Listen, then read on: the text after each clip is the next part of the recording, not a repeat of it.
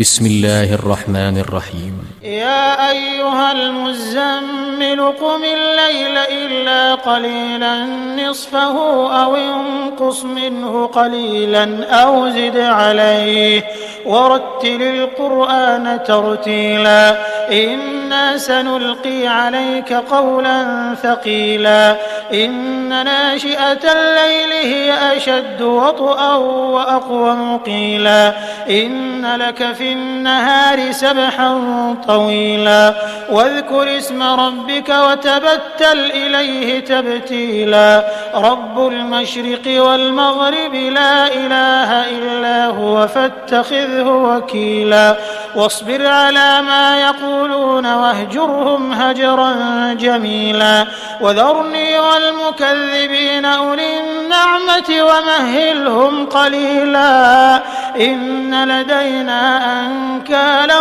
وجحيما وطعاما ذا غصة وعذابا أليما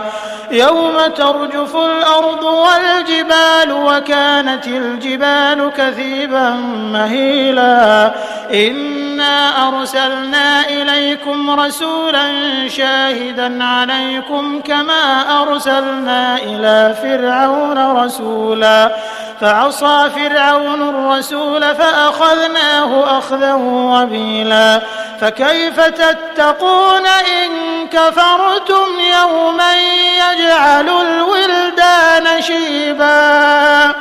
السماء منفطر به كان وعده مفعولا إن هذه تذكرة فمن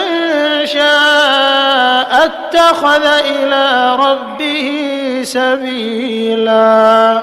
إن ربك يعلم أنك تقوم أدنى من ثلثي الليل ونصفه وثلثه وطائفة من الذين معك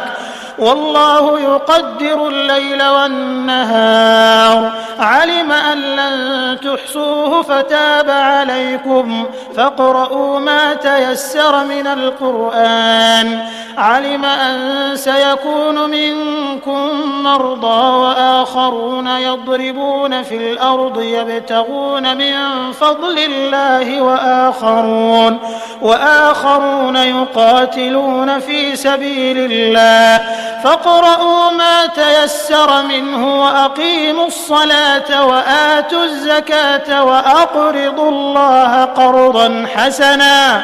وما تقدموا لأنفسكم من خير تجدوه عند الله هو خيرا وأعظم أجرا واستغفروا الله إن الله غفور رحيم.